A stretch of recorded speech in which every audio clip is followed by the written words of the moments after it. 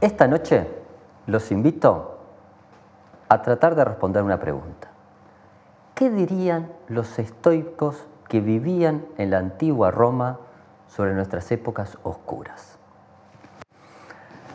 Hace algún tiempo tuve la suerte de cruzarme con un libro de Kaplan que se llamaba El retorno a la antigüedad. En dicho libro se plantea una hipótesis bastante extraña en primera instancia. Lo que decía era que quizás Alejandro Magno, Sun Tzu, Tucídides, Herodoto estaban mucho más calificados para entender y actuar en nuestro mundo que la mayoría de nosotros mismos. Eso me pareció una idea bastante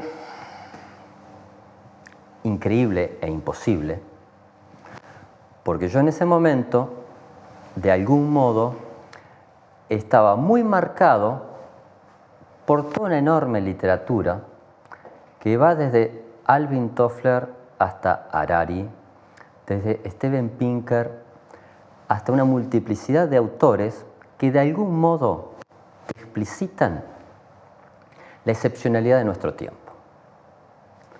¿Qué quiere decir esto? Que desde el proyecto de la modernidad, siglo XVIII de alguna forma, siglo XIX, siglo XX, la sociedad humana ha comenzado un proceso absolutamente excepcional, no solamente por lo tecnológico, sino por las oportunidades que se han ido abriendo a un nuevo modelo de vida. De hecho, cuando Pinker o Gilles Lipovetsky te van analizando desde perspectivas incluso hasta opuestas, de que uno está viviendo una sociedad en la que, aunque esta noche parezca una burla, las enfermedades han sido básicamente derrotadas, donde la mayor parte de los habitantes del planeta son ciudadanos, donde la concepción de derechos se ha universalizado, al menos en el discurso, y donde de algún modo la violencia se puede sostener empíricamente, que ha ido bajando progresivamente, de alguna forma es bastante posible entender la idea de que un optimismo sería muy lógico, porque estamos viviendo una época muy afortunada. La tecnología, el desarrollo de las ciencias humanas, de la filosofía, estarían abriendo las puertas de un mundo en la que la vida humana se ha prolongado, donde los derechos se han consolidado y donde un montón de discusiones habrían quedado cerradas. Este es un discurso, de alguna forma, que implica una visión de las ventajas de un cierto globalismo, de una cierta tecnocracia. Tanto Steven Pinker como Harari, o como el propio Kaplan, te empiezan a hablar sistemáticamente de que hay, obviamente, grupos en la sociedad humana que esto, obviamente, no lo acompañan. Estos grupos críticos pueden ser herederos de las viejas tradiciones marxistas, hasta movimientos indigenistas, hasta fundamentalistas religiosos, hasta grupos que se han sentido damnificados por la globalización. ¿Quién tiene la razón? ¿Este mundo realmente es mejor que el de antes? ¿Funciona con reglas distintas que el mundo de hace 2300 años? ¿Nuestras preocupaciones reales son distintas porque estamos viviendo en un mundo rotundamente distinto? Esto es un tema radicalmente filosófico, en el que, una vez más, el conocimiento, la lectura, puede generarnos la posibilidad de conseguir argumentos para leer esta realidad tan compleja, yo diría de que la respuesta no es nada fácil. Ambos grupos, por decir una forma, tienen demasiados argumentos para sostener sus posiciones. Entonces, cuando de alguna forma Bauman, que es el autor que tengo detrás mío, te está diciendo que la modernidad ha pasado a un estadio distinto, que es una modernidad líquida, y que los mecanismos, por ejemplo, de dominación pasan a ser crecientemente invisibles, nos está relatando que de algún modo antiguamente era muy fácil odiar al emperador de Roma. Tenía nombre, sabíamos en qué palacio vivía, sabía cuán corrupto era. Eran muy claras sus legiones. Hace 300 años, ¿quién era el dueño de la fábrica que, según análisis marxista, extraía la plusvalía en forma sistemática a sus trabajadores? También era bastante claro. Por ende, también era bastante fácil imaginar una solución que pasaba por asaltar el Palacio del Invierno, como fue la Revolución Rusa. Y con eso, supuestamente, generar las bases para una nueva utopía para la humanidad. Pero el mundo, de alguna forma, sí ha cambiado porque es mucho más complejo. Todos estos fenómenos en que casi todas las categorías pasan a poder ser definidas como líquidas, nos empiezan a hablar de que quizás, por ejemplo, ¿quién es el explotador? Hoy pasa a ser mucho más indiscernible. Ejemplo, crecientemente la mayor cantidad de puestos de trabajo pasan porque uno es su auténtico patrón, en el que de algún modo consigue un contrato laboral no eterno, que no se sabe cuándo va a terminar, pero lo interesante es que es un contrato full life. Esto es, tenés que estar todo el día generando, porque si no, quedás por fuera del mercado de trabajo. Hemos construido una sociedad de consumo, pero hemos generado, mucho más que una sociedad de consumo, lo que un filósofo coreano, Byung-Chul Han, define como la sociedad del cansancio. ¿Qué es este fenómeno? Yo tengo que estar todo el día tratando de producir en una sociedad en línea, en la que los contratos formales de trabajo se han ido evaporando. Entonces, claramente el mundo ha cambiado. Pero por otro lado, si hoy caminamos por las calles de Montevideo y vemos la multiplicidad de locales cerrados y la expresión de la gente en épocas de pandemia, es difícil sostener el optimismo rampante de Steven Pinker. Y es también muy difícil imaginarnos la alborozada descripción de Gilles Lipovetsky desde la era del vacío hasta sus diversas obras, en la que de alguna forma te va contando cómo nuestra sociedad ha ido explorando los fines del hiperconsumo.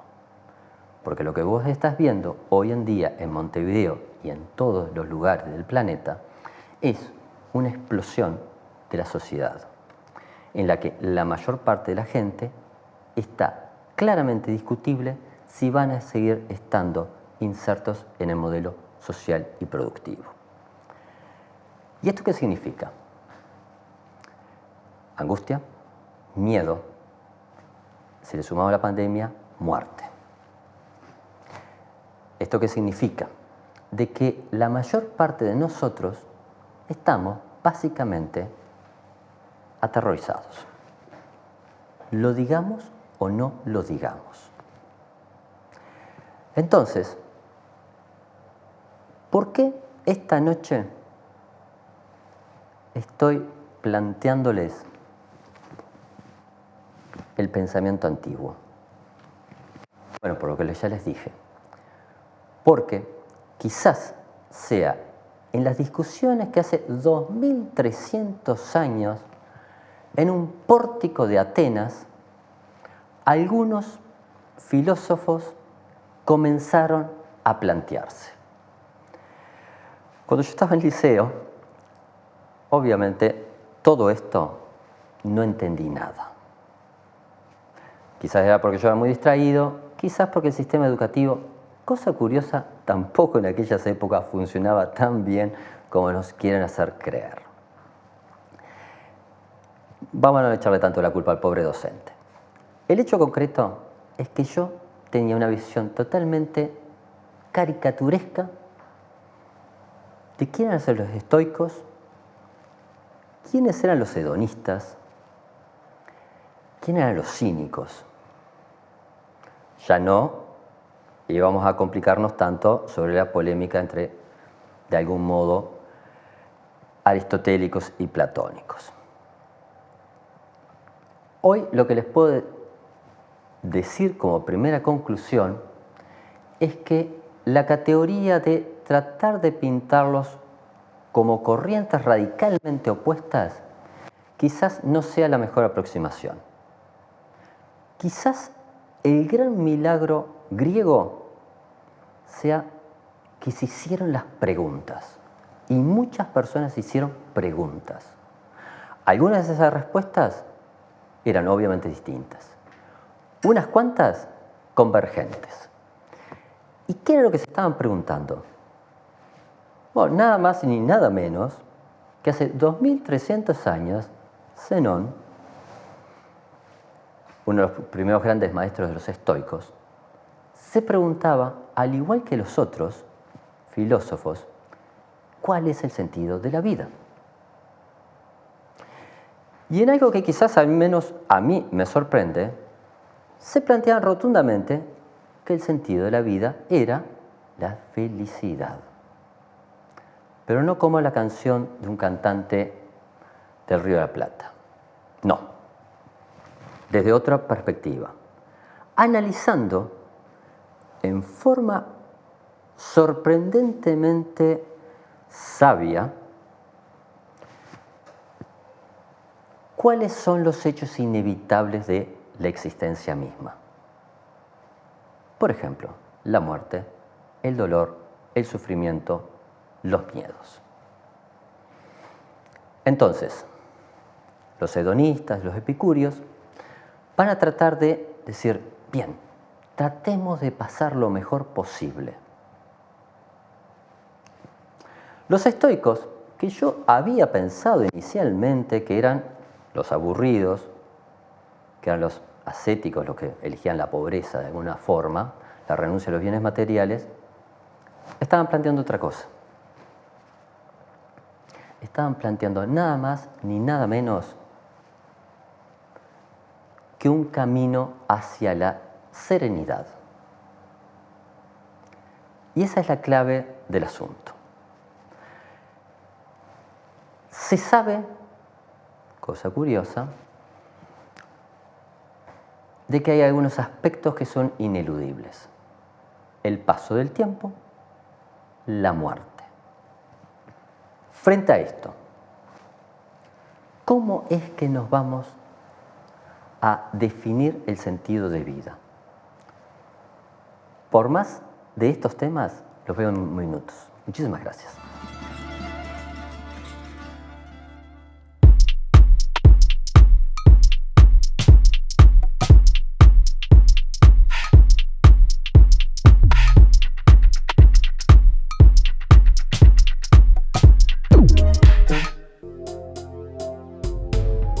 Existir Sociedad Anónima es el único importador oficial de repuestos Jack. Trabaja tranquilo con repuestos originales y visítanos en nuestra nueva planta de la Ruta 1, kilómetro 28500.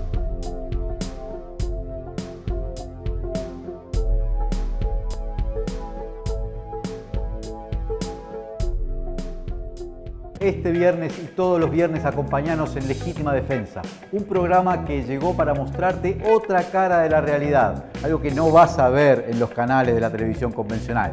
Nos podés ver este viernes y todos los viernes a partir de las 20 horas. Legítima Defensa, un programa para romper el blindaje.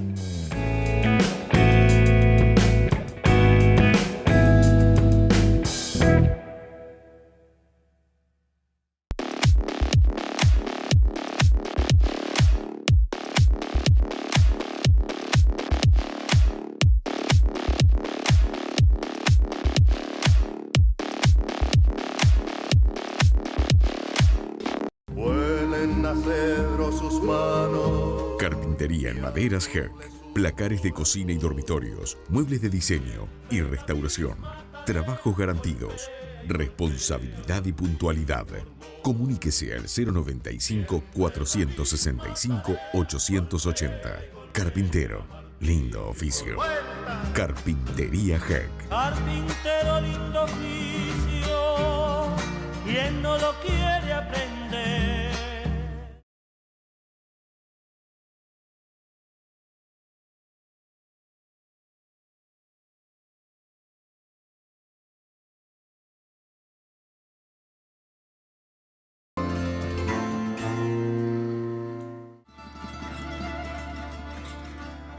Muchas gracias. Hace breves instantes estamos charlando sobre el modelo estoico de entender la vida y la muerte. Lo primero que te impacta de una filosofía nacida hace más de 2 milenios es que es uno de los primeros grandes desarrollos éticos en el que hay una apelación a todas las personas, más allá de su condición social. No importa que fueras esclavo o emperador. Los estoicos tienen una fórmula, de algún modo, para sobrellevar con virtud esta existencia. ¿Por qué? Quizás no sea lo más correcto, pero como aproximación conceptual es válido. Eran panteístas.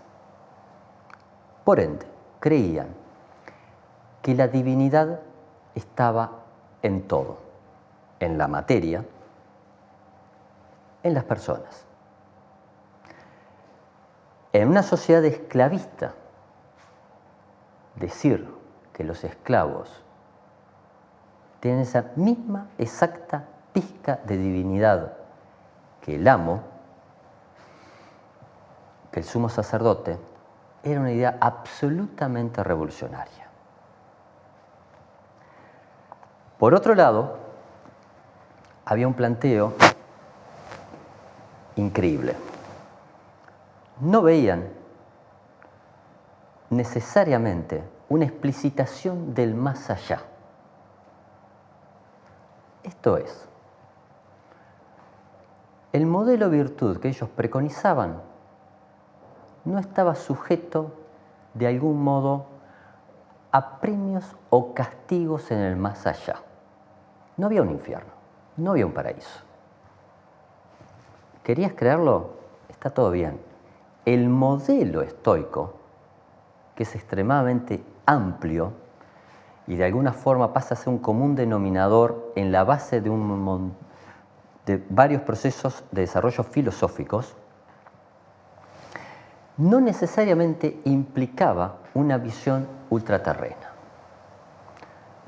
Luego que estemos analizando algunos exponentes lo vamos a ver con mayor detenimiento, pero un concepto clave es ese. La vida la tenemos que vivir de forma tal de que sea un ejemplo de virtud. No tanto para los otros, para mi juez interior.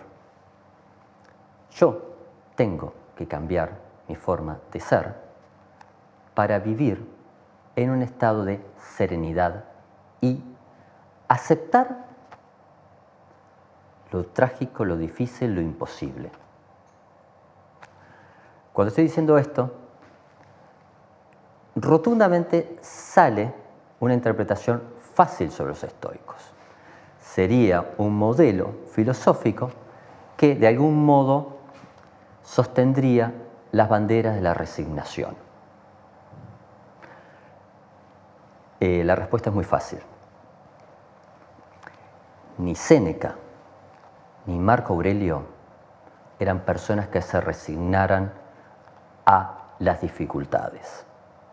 De hecho, gobernaron de algún modo imperios. ¿Qué significa esto? Que la virtud pasa por un proceso de autoevaluación permanente, porque ellos también tenían de algún modo una visión muy interesante sobre la historia como un enorme círculo de eterno retorno.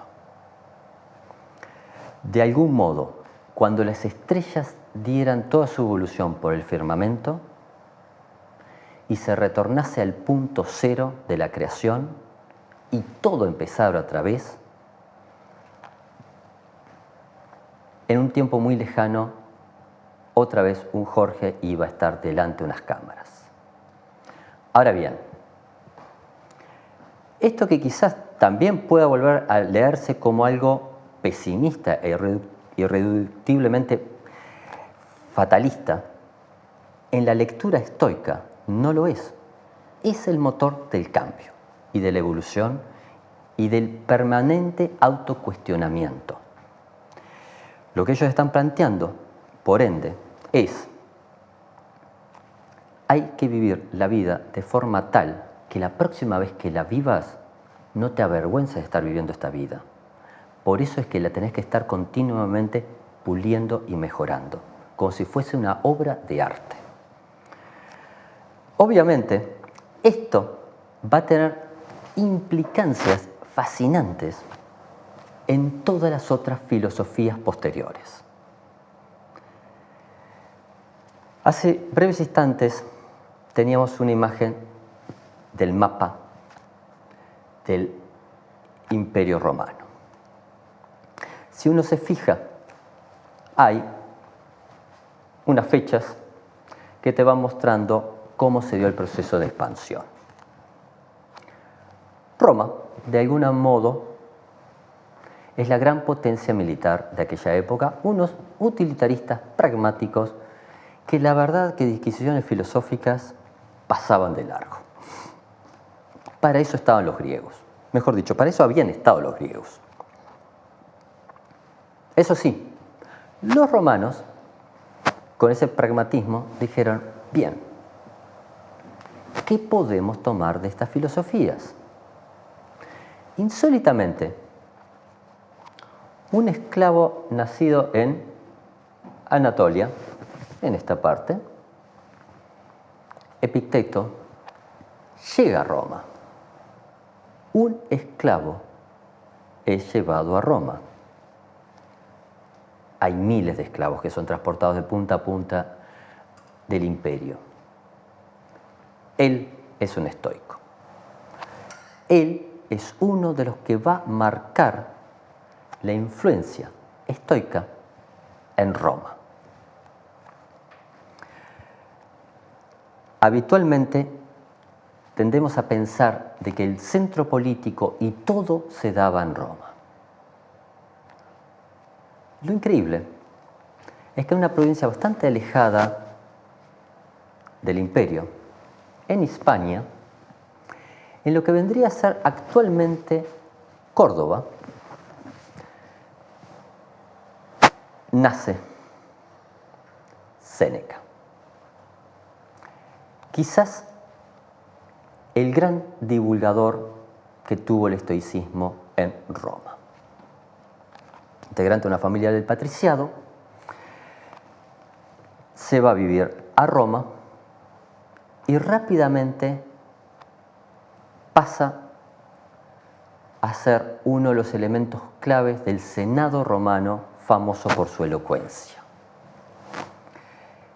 Pasa a ser uno de los filósofos de referencia de esa sociedad. De hecho, cuando uno mira rápidamente en Wikipedia la biografía de Séneca, hay algo que a uno le cuesta demasiado digerirlo. Vivió bajo el imperio de Tiberio, de Claudio, de Calígula, de Nerón. Solamente la enumeración de estos nombres, a cualquiera que haya leído un poquito de historia, le empieza a congelar la sangre. Porque la verdad se ha dicho, las versiones que hay sobre esos emperadores son tétricas en el mejor de las acepciones posibles. Pero se lo voy a complicar un poco más. Séneca era el tutor del joven Nerón. Séneca había estado trabajando a diario con esos emperadores. Vamos a tratar de dar un poco más de luz al tema. Los estoicos habitualmente, cuando uno va buscando, ve que hay un montón de puntos de contacto con los cínicos. Antigua Grecia. Los cínicos, cuando uno rememora, habitualmente la primera imagen que a uno le viene a la mente es una escena bastante divulgada de Alejandro Magno, que es notificado que obviamente en sus territorios está el hombre más sabio del mundo, de su época. Obviamente lo quiere conocer. La sorpresa que se lleva al conocer a Diógenes es que básicamente se encuentra con un pordiosero, al menos desde la perspectiva de Alejandro Magno. El joven Alejandro tenía escaso sentido del humor y le preguntaba a uno de sus generales si no hay alguna confusión, que esa persona que está tirada en esa esquina sea realmente la persona más sabia de toda Grecia. Le dicen sí, que sin ninguna duda Diógenes es el máximo exponente filosófico de esas tierras civilizadas y que el resto era barbarie y por lo tanto era justo ese término, era la persona más sabia de su tiempo. Alejandro Magno medita un segundo y dice, bien, dígale de que Alejandro Magno está dispuesto a concederle cualquier favor que quiera. La respuesta que pasa a la posteridad es, muchas gracias, que por favor se aparte que me está ocultando el sol.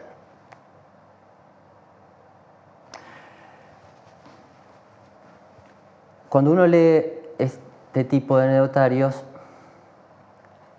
básicamente la sorpresa lo empieza a inundar a uno. Porque lo único que quería esa persona era seguir estando tranquila y que le des el sol, y punto y aparte. Ese es un primer nivel de análisis totalmente correcto. El segundo nivel era que Diógenes le había notificado en la cara a Alejandro Magno de que Alejandro Magno se iba a morir. El sol iba a seguir brillando. Diógenes no necesitaba de Alejandro Magno para vivir, sí necesitaba del sol. Los cínicos, de algún modo, y por eso Quino, el dibujante argentino, honra su nombre apelando a la secta del perro, que era el emblema de los cínicos, sistemáticamente se burlaron del poder. Decían que la clave de la vida era apartarte de los poderosos y reírte de ellos. E incluso más, el sabio acumula conocimiento.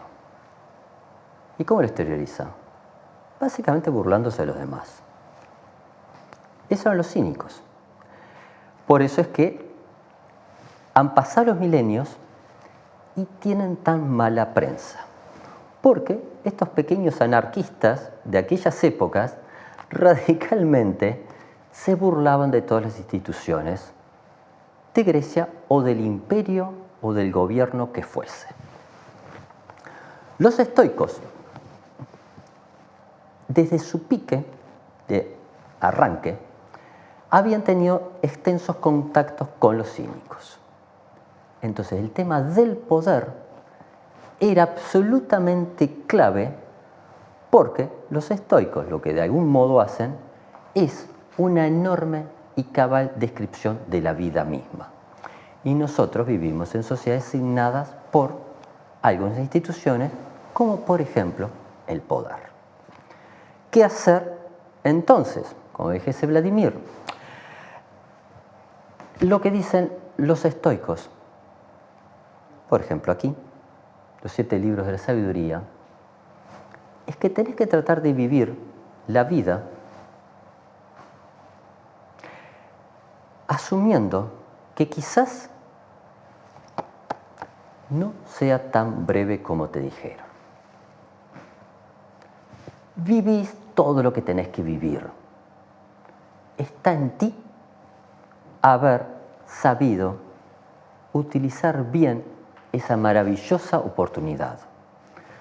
Marco Aurelio te va a explicar en la cara de que antes de ti estaba la nada. Después de ti, cosa curiosa, también va a estar la nada. La clave es qué haces con esa maravillosa oportunidad. Entonces, los estoicos lo que te van a decir es que podés vivir bien, podés ser feliz, podés tener una vida virtuosa. Tenés que tener cuidado con los poderosos. Y aquí te voy a decir, y ahora en el próximo bloque lo vamos a seguir desarrollando, que a Séneca tiene un extraño privilegio en la historia de la humanidad. Que yo sepa, es una de las pocas personas que 3 emperadores lo condenaron a muerte. 2 veces logró refinanciar. La tercera, con Nerón, obviamente no. Volvemos en breves instantes. Muchísimas gracias.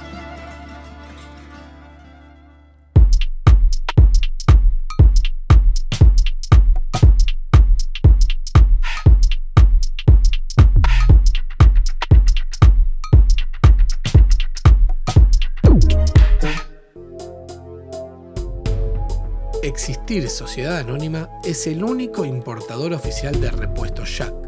Trabaja tranquilo con repuestos originales y visítanos en nuestra nueva planta de la Ruta 1, kilómetro 28500.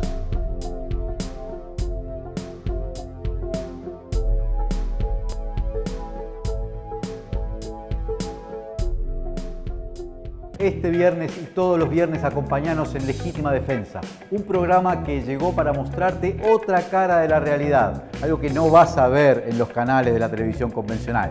Nos podés ver este viernes y todos los viernes a partir de las 20 horas. Legítima Defensa, un programa para romper el blindaje.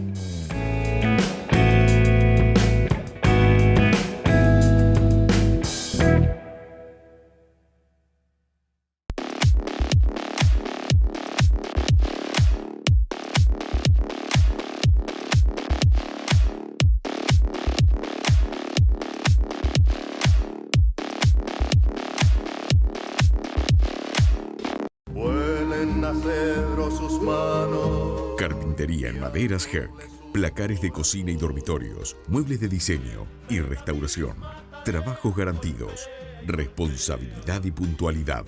Comuníquese al 095-465-880. Carpintero, lindo oficio. Carpintería Herc. Carpintero, lindo oficio, ¿quién no lo quiere aprender?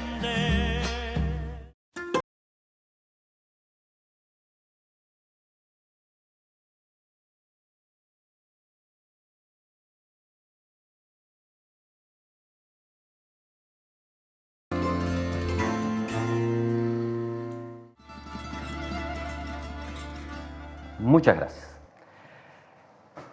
En la escuela de los estoicos es impactante cómo aquella antigua provincia de Hispania dio nacimiento a Séneca, a Lucano, que era su sobrino, a Marco Aurelio. El tema es que estos filósofos de algún modo lograron cruzar esa aparente contradicción en el que ese enfoque de aceptar, de resignarse, de asumir lo trágico de la vida, no se constituía en una filosofía negativa o pesimista o nihilista. Al contrario, la frase de Marco Aurelio apunta a radicalmente pedir la sabiduría para entender cuál es la diferencia entre aceptar lo inevitable y entender cuáles son las cosas que hay que modificar hoy y aquí.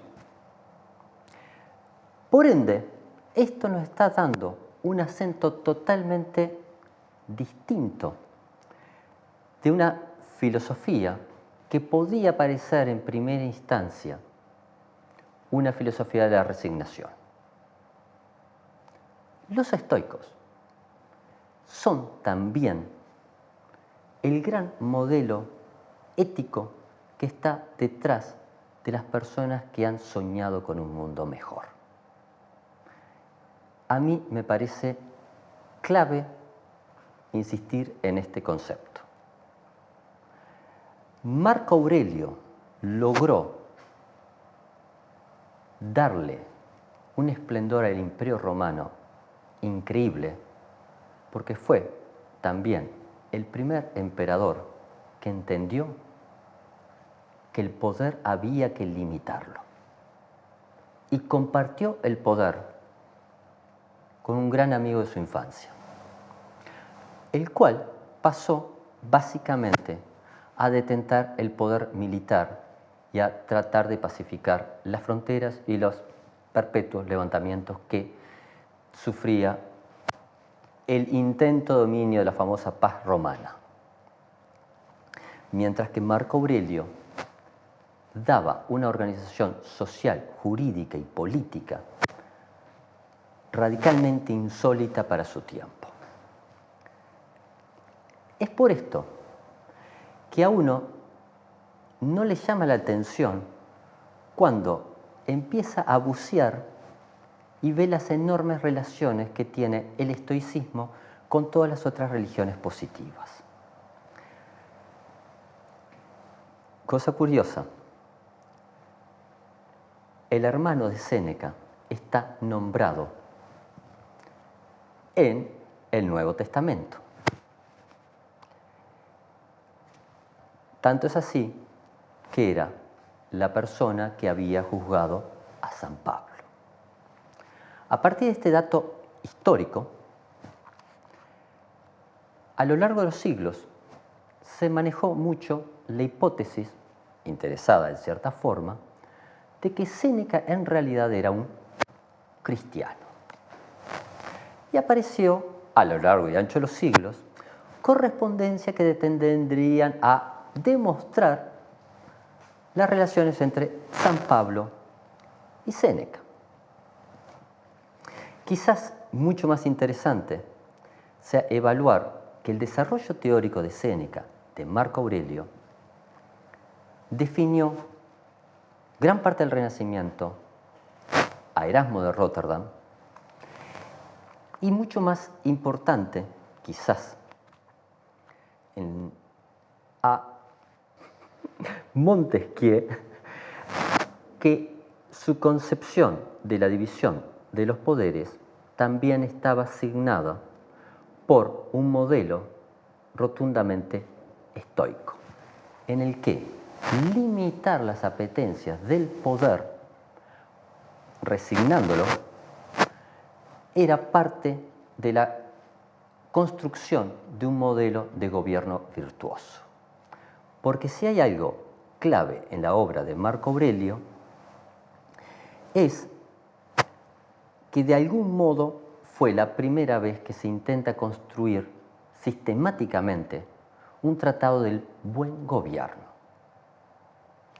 Entonces, nosotros vivimos hoy un tiempo extremadamente distinto en el que la muerte sigue campeando, el hambre sigue campeando, el despotismo también, el hipercontrol también. Las posibilidades del desmán del Todopoderoso también. Entonces, quizás los desarrollos de los estoicos, que de algún modo se animaron a poner las cosas en su sitio y definir exactamente cómo era el proceso vital real, puede ser entonces realmente una posibilidad ética de vivir una vida mucho más virtuosa y mucho más signada, con sentido, que la vida que nos brindan determinados modelos que preconizan básicamente el hedonismo consumista, que preconizan el escapismo, que preconizan la resignación. Frente a todo esto, los estoicos tienen rotundamente claro que hay un compromiso de mejora sistemática de la vida de uno, y al contrario que los cínicos, y esto creo que es una diferencia radical, ellos sí creen en la comunidad, creen en los otros. No es que el mundo es feo e injusto y entonces me bajo del mundo porque no me gusta y valgo todo el día en la esquina a decir que el mundo es una porquería. Eso quizás ya era sabido. Los estoicos lo que te van a decir es: ¿qué parte del mundo podemos radicalmente cambiar hoy y mañana, no solos, con los otros? Porque en realidad somos muchos. Entonces, los estoicos tienen una concepción en la que hay un mandato universal de sentir al resto de la humanidad como hermanos. Hay un mandato muy real de que esta situación la podemos y la debemos mejorar. Hace un rato, en una charla, estábamos planteándonos el tema de que antiguamente los esclavos al menos tenían asegurada la comida. En estas épocas de neoliberalismo líquido, eso pasa a ser casi una utopía para grandes sectores. Nuestro filósofo coreano favorito plantea de que, primer punto, vivimos en una sociedad del cansancio. Dice también lo mismo que Lipovetsky: vivimos en una sociedad crecientemente apática, resignada. Lo que nosotros todos los días verificamos, hoy quizás por la pandemia, pero antiguamente por otro tipo de razones, que la mayor parte de nosotros vivimos en un estado de ansiedad, depresión, en forma intermitente o concomitante, pero el hecho concreto que en esa misma picadora la mayor parte de la vida de nosotros se desarrolla entre esos dos polos siniestros, pasa a ser, una vez más, un elemento clave, asumir de que esto es un tiempo histórico. Y es cierto que los estoicos te decían un mito del eterno retorno. Pero ellos te decían que no era que se iba a repetir la historia exactamente, sino que se podía modificar. Y que ese era el compromiso de las comunidades organizadas. Entonces, con el equipo habíamos estado debatiendo algunos ejemplos, pero quizás algo que puede llegar a ser muy polémico es entender de que las personas que se jugaron por cambios históricos reales en diversos tiempos de algún modo, más allá de si se ascribían al modelo estoico o no, eran estoicos operativos. Esa es la magia de los estoicos. Los estoicos están por todas partes. ¿Por qué? Porque es un modelo que funciona. Es un modelo que genera una capacidad de tener serenidad para enfrentar la vida en sí. Es un modelo que te implica de que tú puedes asumir tu análisis permanente de lo que estás haciendo para cambiarlo. Y que no te dejan la queja vacía ni utopías pintadas de rosado. Te deja en un camino de acción, llamando a la responsabilidad individual sin olvidar a los otros. Yo quiero compartir un texto breve que es sobre la brevedad de la vida. El tiempo que tenemos no es corto, pero perdiendo mucho de él, hacemos que lo sea. Y la vida es suficientemente larga para ejecutar en ella cosas grandes si la empleamos bien. Pero al que se le pasa en ocio y en deleites y no la ocupa en loables ejercicios, cuando le llega el último trance, conocemos que se le fue sin que él haya entendido que caminaba.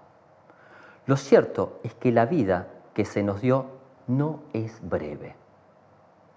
Nosotros hacemos que lo sea y que no somos pobres, sino pródigos del tiempo, sucediendo que a las grandes y reales riquezas que se llegan a manos de dueños poco cuerdos se disipan en un instante y al contrario, las cortas y limitadas, entrando en poder de próvidos administradores, crecen con el uso. Así, nuestra edad tiene mucha latitud para los que usaren bien de ella. O sea, primera observación simple. Habitualmente cuando a uno le dicen, lee los clásicos, uno huye en estampida. ¿Por qué? Porque uno presupone de que son de una aridez y de una complejidad imposible de abarcar desde el lector común y silvestre. Los estoicos, la bendición que tienen es que escriben para el día de hoy, para el día de mañana y también habían escrito para el día de ayer. Y escribían con la necesidad de generar ese maravilloso mandato iluminista de darle luz a todos, en el que todos podemos estar aprendiendo. Entonces, ellos tenían totalmente claro lo mismo que te decía Sócrates, que la esclavitud real no es la que sufría Epicteto, que fue liberado al final para armar una escuela de filosofía. La esclavitud real es la ignorancia y el temor. Esa es la esclavitud real. Nos tenemos que liberar de los temores y tenemos que salir a aprender de donde sea y de lo que sea. Y que lo vamos a hacer no de un ejercicio individual, sino en un proyecto colectivo.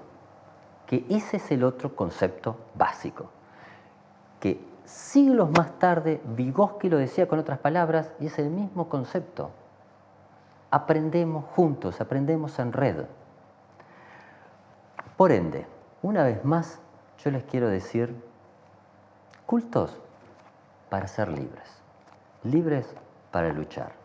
Muchas gracias por habernos acompañado esta noche y hasta la próxima semana. Muchísimas gracias.